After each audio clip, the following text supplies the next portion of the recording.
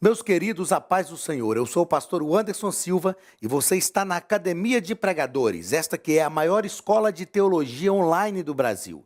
Estamos estudando as lições bíblicas de escola dominical.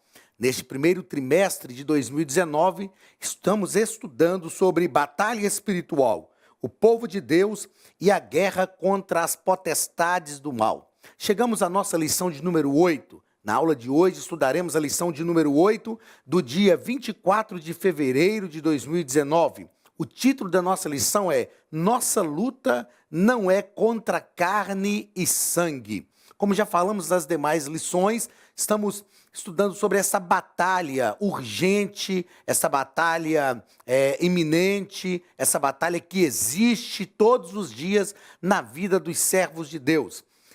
Todavia, não precisamos viver cansados, escravizados, oprimidos por esta batalha espiritual, porque somos mais do que vencedores. Nós estudaremos na lição de hoje que a nossa batalha não é contra a carne, não é contra o sangue, nossa batalha não é contra as pessoas, mas a nossa batalha é uma batalha espiritual. E uma batalha espiritual só pode vencer aqueles que andam em espírito, que são guiados pelo Espírito e que entendem as coisas do Espírito. Muito bem, vamos aqui ao nosso telão, ao nosso monitor, vamos às informações do texto áureo, da leitura bíblica em classe e dos demais pontos importantes para este momento introdutório da nossa aula. Então, como falamos, a nossa lição é a lição de número 8, Nossa luta não é contra carne e sangue. O texto áureo da nossa lição está na segunda carta de Paulo aos Coríntios, capítulo 10, o versículo 4, que nos diz o seguinte: porque as armas da nossa milícia não são carnais, mas sim poderosas em Deus para destruição das fortalezas. O apóstolo Paulo falando com a igreja de Corinto desta batalha espiritual que existe na vida de todo crente, na vida da igreja do Senhor Jesus. Ele diz: as armas da nossa milícia não são carnais, são armas espirituais e elas são poderosas em Deus. É isso que nós precisamos entender. As armas da nossa milícia, além de não serem carnais, elas são poderosas em Deus para destruir toda a fortaleza do diabo. Nós precisamos ter essa compreensão para que nós possamos realmente vencer e usar as armas corretas, sabendo que as armas são poderosas em Deus para vencer todas as fortalezas do diabo. São poderosas em Deus. Muito bem, vamos à verdade prática da nossa lição. Ela vai nos ensinar que, por trás das aparências, há uma batalha espiritual invisível contra a igreja. Então, há uma batalha espiritual invisível contra a igreja. E esta batalha espiritual invisível contra a igreja tem que ser perceptível para o crente, tem que ser perceptível para aquele que serve ao Senhor e entende que o mundo espiritual é um mundo que está ativo.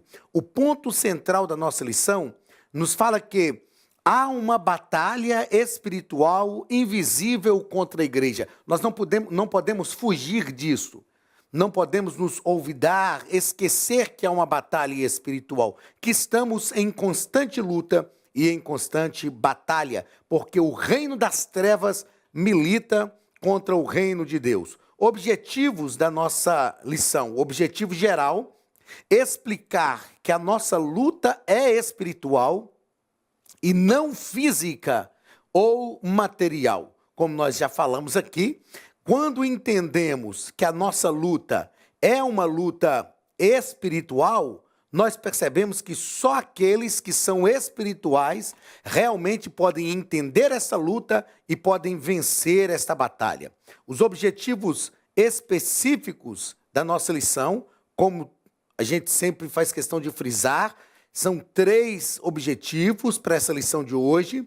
cada objetivo ligado a um ponto da lição. Primeiro objetivo, destacar a inclusão do tema. Nossa luta não é contra carne e sangue. No final da epístola, nós estudaremos nesta lição a epístola aos Efésios, a carta de Paulo aos Efésios. E Paulo insere no final da carta esse tema da luta espiritual para que aquela igreja de Éfeso e todos nós, tendo em vista que a palavra de Deus vem a nós como igreja, para que todos nós entendamos esta batalha espiritual. Segundo, salientar que o crente depende exclusivamente de Deus. O crente depende exclusivamente de Deus. Nós só poderemos vencer se vivermos essa dependência cotidiana do Senhor. E terceiro, mostrar que a nossa luta é contra os poderes das trevas.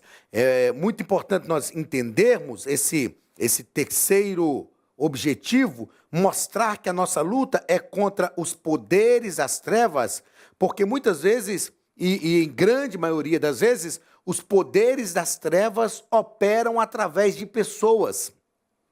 E nós precisamos compreender que as pessoas, as pessoas através das quais os poderes das trevas estão operando, não são nossas inimigas. Elas estão sendo um instrumento dos poderes das trevas para operar o reino das trevas. Mas a nossa luta é contra os poderes das trevas que operam através das pessoas e não contra as pessoas que estão sendo usadas para a operação dos poderes das trevas.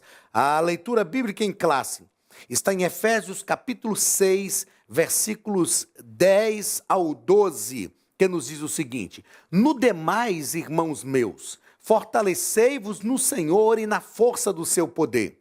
Revesti-vos de toda a armadura de Deus, para que possais estar firmes contra as astutas ciladas do diabo.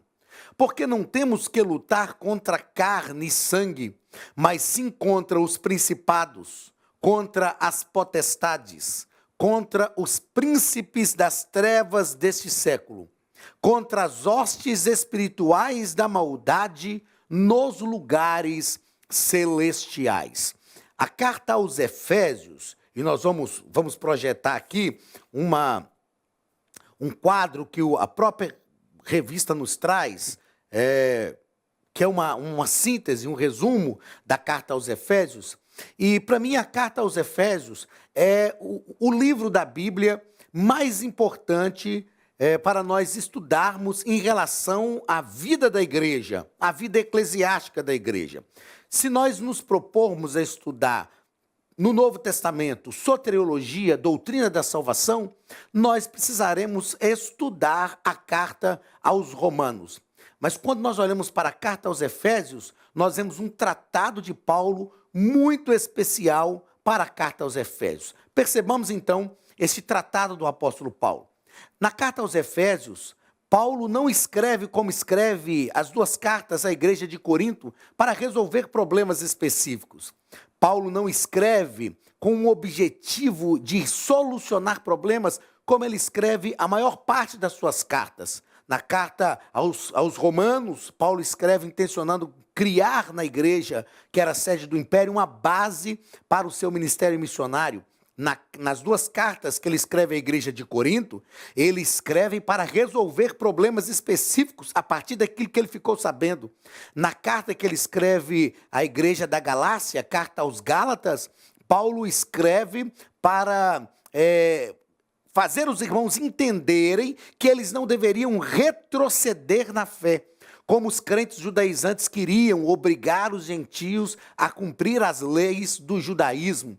Na carta que Paulo escreve aos Filipenses, ele escreve para agradecer, já falamos desta carta aqui, né, em aulas anteriores, para agradecer por ofertas que foram enviadas. Na carta que ele escreve aos crentes de Colossos, ele escreve para falar da prática de fé, uma fé prática na vida cotidiana. Nas cartas que ele escreve a Timóteo, ele escreve para ensinar o ofício pastoral a aquele jovem pastor que ele chama de filho na fé, assim como a carta que ele escreve a Tito. Na carta que ele escreve a Filemon, ele escreve para reconciliar Onésimo, um escravo fugitivo e que tinha recebido a salvação no cárcere, ao encontrar Paulo e conhecê-lo ali.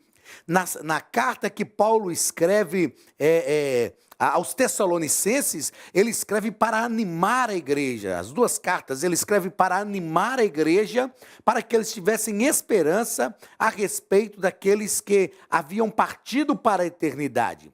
A carta que Paulo escreve à igreja de Éfeso é uma carta diferenciada. Eu falo que a igreja de Éfeso foi talvez uma das igrejas mais privilegiadas do Novo Testamento, porque nesta igreja, Paulo ficou 3 anos ininterruptos, ensinando a igreja, fortalecendo a igreja, formando a fé desta igreja. Então, na carta aos Efésios, Paulo, ele pega uma igreja, eu uso esta expressão ao lecionar sobre a carta aos Efésios.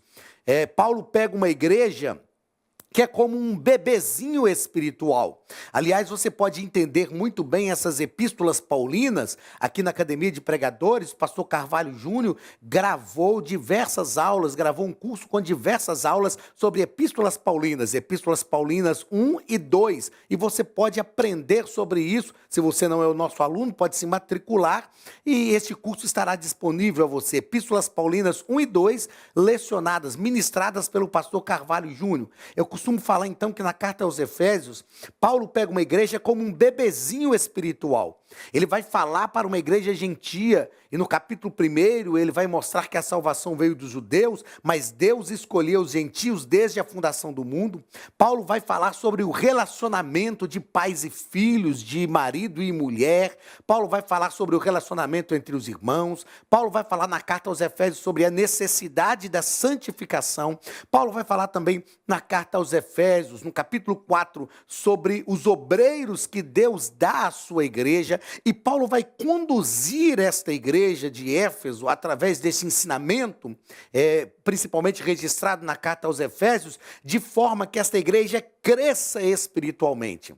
E é isso que nós vamos ver na lição de hoje. Até que ele chega para essa igreja e diz: no demais, irmãos meus, fortalecei-vos no Senhor e na força do seu poder. E ele vai falar sobre a armadura de Deus, que é a lição de número 9, que nós vamos estudar em continuidade ao assunto, diretamente em continuidade ao assunto da lição de número 8. Então, a carta aos Efésios é uma carta muito importante para nós entendermos as questões teológicas, doutrinárias e práticas sobre a vida da igreja. Então, isto é a carta aos Efésios, um momento em que Paulo realmente fortalece a igreja, ensina a igreja teologicamente falando, biblicamente falando, doutrinariamente falando. O nosso comentarista, ele nos coloca este quadro sobre a carta aos Efésios, que vai nos dar uma visão prática e rápida sobre esta carta. Então, vejamos o que o nosso comentarista nos propõe a partir deste quadro na carta aos Efésios. Ele vai colocar o autor, é o apóstolo Paulo, como nós já falamos. O tema da carta, Cristo e sua igreja. A carta aos Efésios é uma carta bem cristocêntrica. O propósito da carta, o crescimento dos leitores na fé em Cristo, no amor e na sabedoria de Cristo. Então perceba que Paulo, ele intenciona nessa carta promover o crescimento dos destinatários, dos leitores da carta. Outra coisa importante a se dizer sobre a carta aos Efésios, que não obstante ser uma carta direcionada à igreja de Éfeso, mas era uma carta circular para as igrejas da Ásia Menor. Então, uma carta que vai ensinar os leitores, vai promover o crescimento dos leitores na fé em Cristo, no amor e na sabedoria de Cristo. Características principais dessa carta, que é um ponto muito importante para a nossa aula aqui. Características principais desta carta. Nós vamos entender que, primeiro, o apóstolo Paulo, ele revela grandes verdades nos 3 primeiros capítulos. Quais são essas grandes verdades? Uma e para mim a principal delas, é mostrar que a salvação ela veio de Deus para os judeus diretamente. Mas Paulo mostra que a igreja não é um erro de percurso, que a igreja não é um plano B de Deus, que Deus já havia pensado nos gentios. Paulo diz, mas Deus vos elegeu nele antes ou desde a fundação do mundo. Em Cristo, Paulo está dizendo para uma igreja gentia, em Cristo vocês estão eleitos desde a fundação do mundo. Então ele vai fazer uma revelação de grandes verdades nesses 3 primeiros capítulos. Depois, Paulo vai mostrar algumas expressões paulinas de peso, como por exemplo, em Cristo, toda bênção espiritual. Paulo vai mostrar que a igreja está eleita em Cristo. Ele vai mostrar que ele nos abençoou em Cristo com todas as bênçãos espirituais nos lugares celestiais. São expressões fundamentais para uma vida cristã saudável, para compreendermos o nosso propósito e a ação de Deus sobre a igreja. Em terceiro lugar, o nosso comentarista vai colocar aqui que Paulo faz um destaque do propósito e alvo de Deus para a igreja. Ele mostra qual é o propósito, qual é o alvo de Deus para a igreja, o que Deus está fazendo ao salvar a igreja. É uma carta voltada realmente para a igreja do Senhor Jesus. Depois, em quarto lugar, Paulo vai mostrar um realce multifacetado do papel do Espírito Santo na vida do crente. Paulo vai mostrar no capítulo 5, por exemplo, que é um dos textos lindos e muito conhecidos da Bíblia, ele vai dizer o seguinte, não vos embriagueis com vinho em que há contenda, mas enchei-vos do Espírito Santo. Então ele está deixando claro, está mostrando o fundamental e importante papel do Espírito Santo na vida do crente. E depois Paulo vai fazer... o nosso comentarista vai mostrar que há relação da carta aos Efésios com a carta aos Colossenses. Por que existe essa relação da carta aos Efésios com a carta aos Colossenses? Porque a carta aos Efésios, ela, além de ter ensinos teológicos, ensinos doutrinários, mas ela propõe uma prática. E a carta de Paulo aos Colossenses, pastor Anderson, eu costumo dizer que Colossenses é o Tiago de Paulo, fazendo um paralelo com a carta de Colossenses e a carta de Tiago, porque a carta de Tiago, nós já ministramos aqui em aulas anteriores sobre a carta de Tiago, é o livro mais prático da Bíblia, E a carta de Paulo aos Colossenses também é uma proposta muito prática para a igreja de Colossos e para todos nós como servos de Deus. Vamos então à introdução da nossa lição. O nosso comentarista, ele vai colocar na introdução da nossa lição que o tema desta presente lição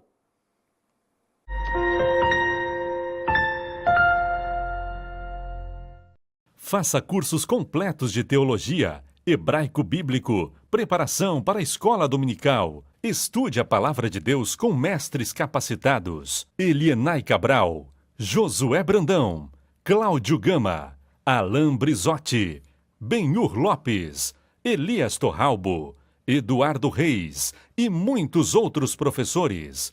Seja um pregador mais capacitado para pregar o Evangelho. Tenha acesso ilimitado a todos os cursos online por apenas R$ 49,90 mensais. Venha estudar na Academia de Pregadores. A maior escola de teologia online do Brasil.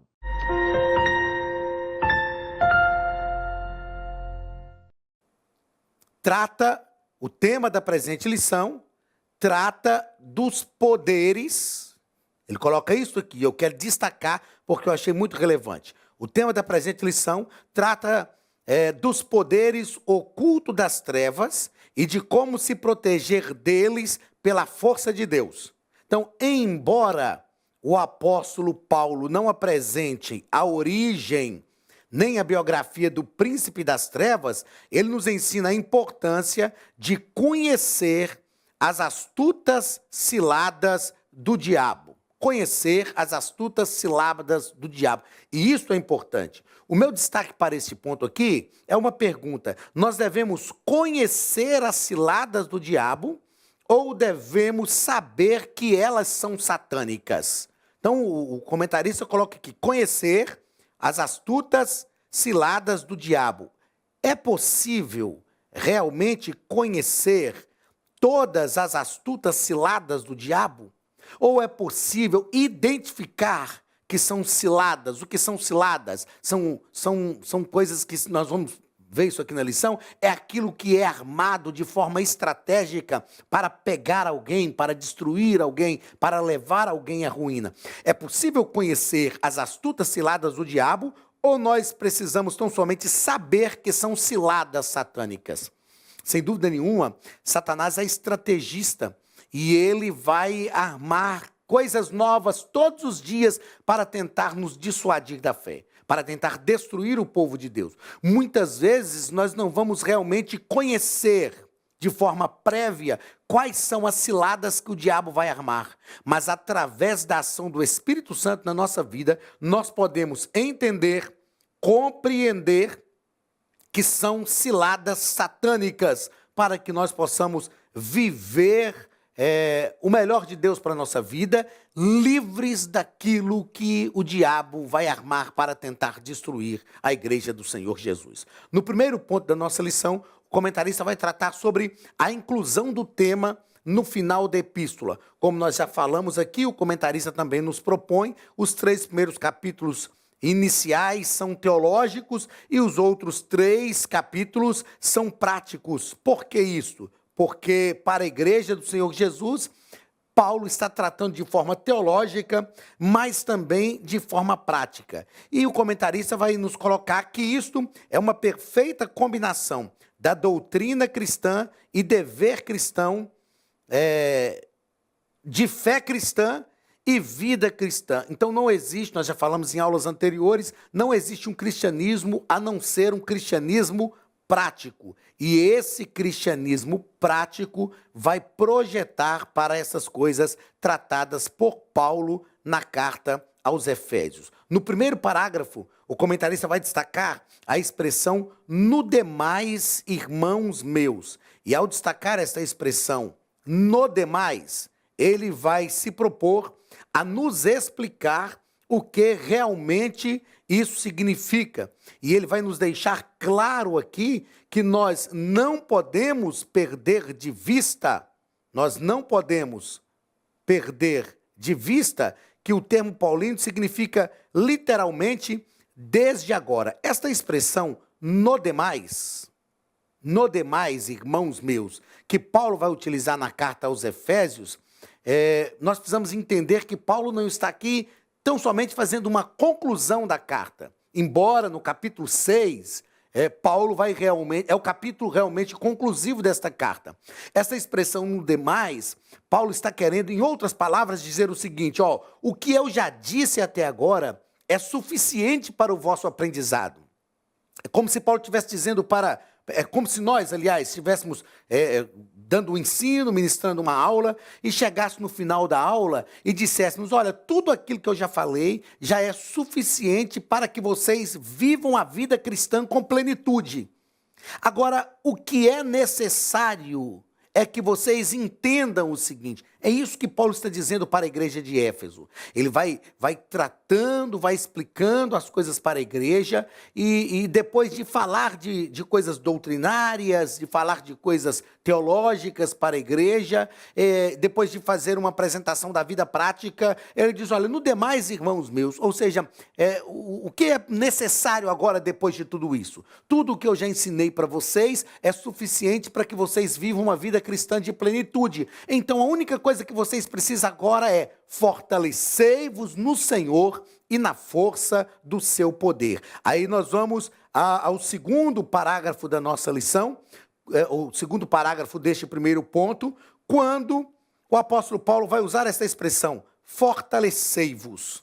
É interessante que esse termo fortalecei-vos é um termo que está numa numa linguagem direta, é uma ordem imperativa.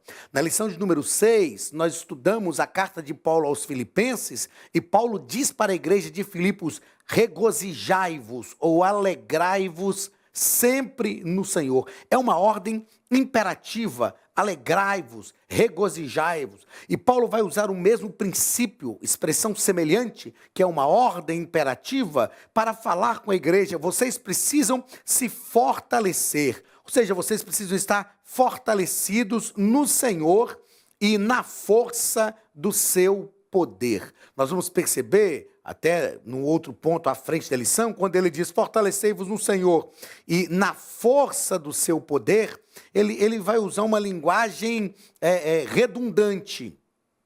E esse pleonasmo que ele utiliza aqui é para afirmar, é como se ele dissesse: a força do Senhor é poderosa, ou o poder do Senhor é forte, mas fortalecei-vos no Senhor e na força do seu poder. Ou seja, é um pleonasmo proposital de Paulo para mostrar que a igreja deve estar fortalecida no Senhor. E Paulo, é o que nós vamos tratar aqui no terceiro parágrafo deste primeiro ponto, é esta figura de linguagem que Paulo vai utilizar para falar deste fortalecer no Senhor e na força do seu poder.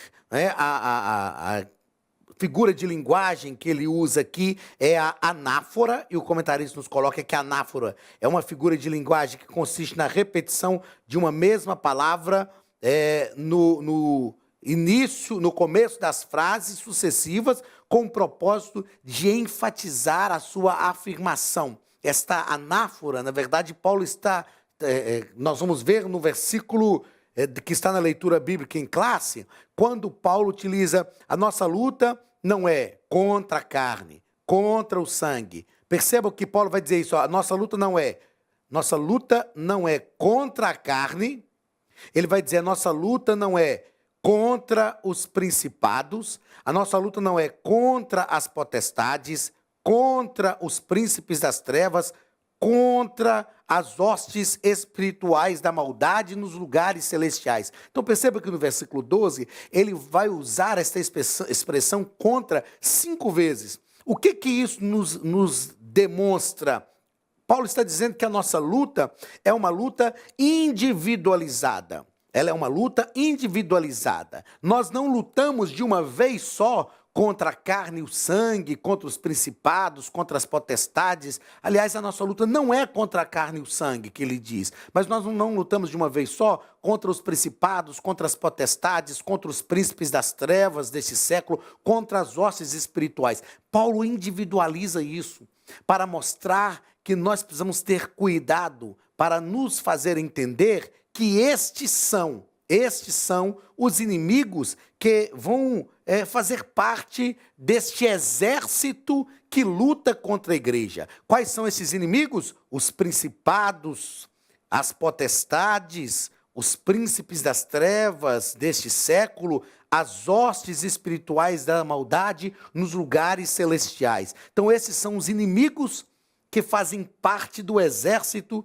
que luta contra a igreja. Ao usar esta figura de linguagem, que é a anáfora, Paulo tem uma intenção: mostrar que essa expressão grega, que é contra, deixa eu voltar aqui, mostrar essa expressão grega, contra, é uma preposição grega que é prós, que é contra, usada 5 vezes para reforçar esta ideia principal. Então Paulo está deixando claro que a nossa luta é contra estes inimigos que vão lutar contra a igreja de Deus e contra cada um de nós como crentes. Segundo ponto da nossa lição, Paulo vai falar sobre a dependência de Deus. Ele vai mostrar que nós dependemos de Deus e ele vai deixar, o comentarista deixa claro que nenhum ser humano tem condições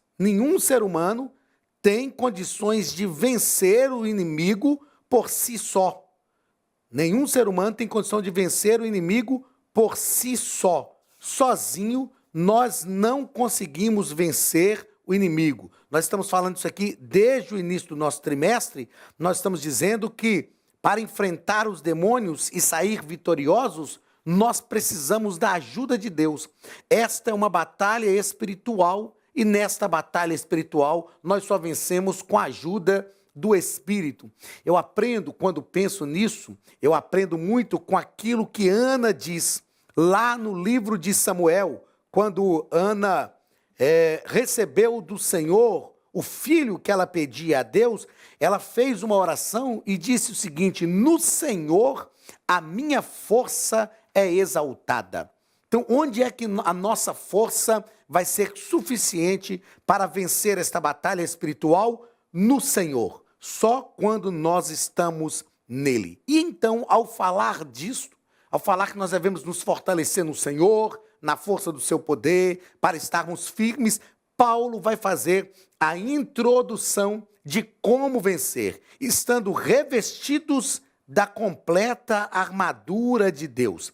E eu estava pensando o seguinte, que nenhuma batalha nós conseguimos vencer se estivermos desarmados. Nós estudaremos isso na próxima lição, na lição de número 9, mas cada batalha que nós enfrentamos, nós precisamos ter uma arma específica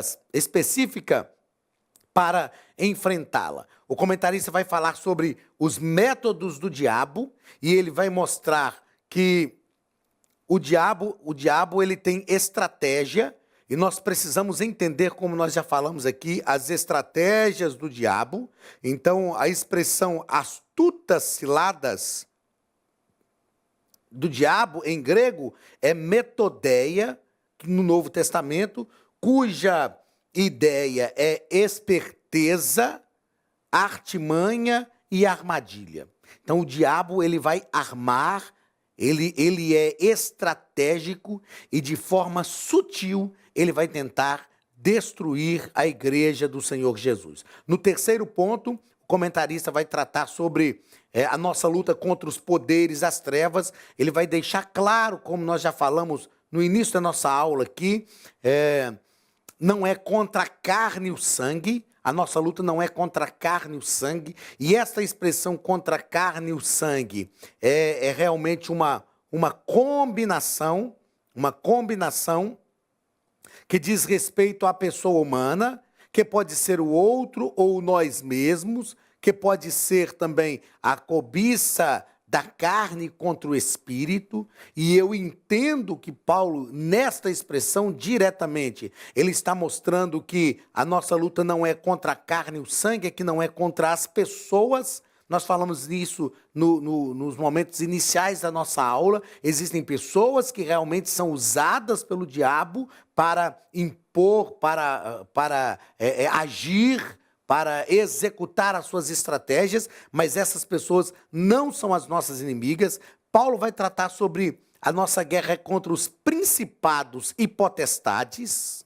Nós já tratamos disso aqui em lições anteriores, e esses principados e potestades são os príncipes que atuam nesta batalha espiritual. Os principados aqui é a expressão grega archai, que a ideia é primazia no poder, e potestade exousia, que denota liberdade para agir. Então são os agentes das forças espirituais da maldade nos lugares celestiais. Paulo vai falar que são os dominadores, eles são os dominadores deste mundo tenebroso, né? Aqueles que articulam as forças das trevas, e ele vai deixar claro que o apóstolo Paulo está falando, o apóstolo Paulo está falando do termo cosmocrato, que é o senhor deste mundo.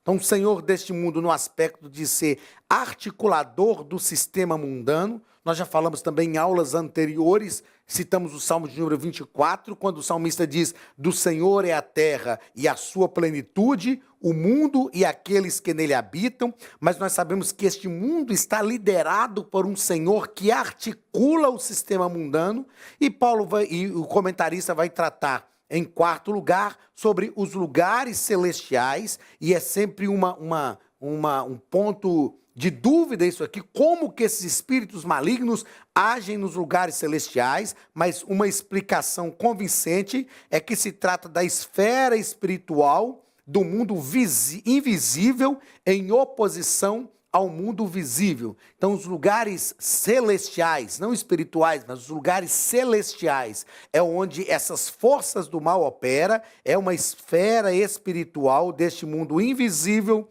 onde o diabo está sempre operando para tentar derrotar a igreja.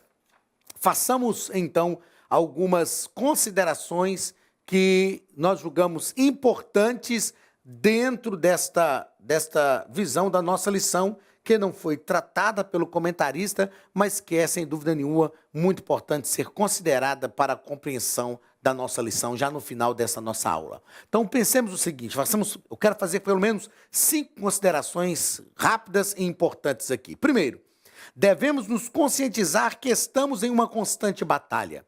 Como salvos, como pertencentes, como integrantes, membros do corpo de Cristo, da Igreja do Senhor Jesus na Terra, estamos em uma constante batalha. Não há como fugir disto. Segundo, não precisamos temer o inimigo. Nós não precisamos ter medo do inimigo. Até porque a batalha é de Satanás contra o reino de Deus. E nós somos tão somente agentes deste reino. Terceiro, nosso alvo não são pessoas, mas as forças do mal. Se existem pessoas através das quais a força do mal está operando, nós precisamos lutar contra as forças do mal e não contra as pessoas. E eu penso que esta é uma das grandes dificuldades de muitas pessoas na igreja. As pessoas não são nossas inimigas, as pessoas não são o nosso alvo, mas as forças do mal que operam através delas. Quarto, devemos entender que toda luta é uma oportunidade de aprendizado. Toda luta na qual nós estamos não vem para nos destruir. E tem pessoas que entram numa luta, numa batalha espiritual, já desmotivados, desanimados, cansados. Mas nós devemos ver essas lutas como oportunidades de aprendizado. E 5, que é fundamental para nós, somos mais do que vencedores. O que é ser mais do que vencedor? Não é tão somente vencer. O vencedor, ele sabe que é vencedor no final da batalha, onde ele realmente consegue a vitória. Mas nós somos mais do que vencedores, e ser mais do que vencedor é entrar numa batalha certo de que a vitória já é nossa. E isto muda o nosso comportamento durante a batalha, porque nós estamos batalhando, confiando no Senhor, sabendo que a vitória é nossa pelo poder que há no nome de Jesus. Meu querido, chegamos ao final da nossa aula. E o nosso desejo é que você continue vencendo todos os dias e que o nome de Jesus seja glorificado através da sua vida. Receba o abraço do pastor Anderson Silva e da Academia de Pregadores e até a semana que vem, em nome de Jesus.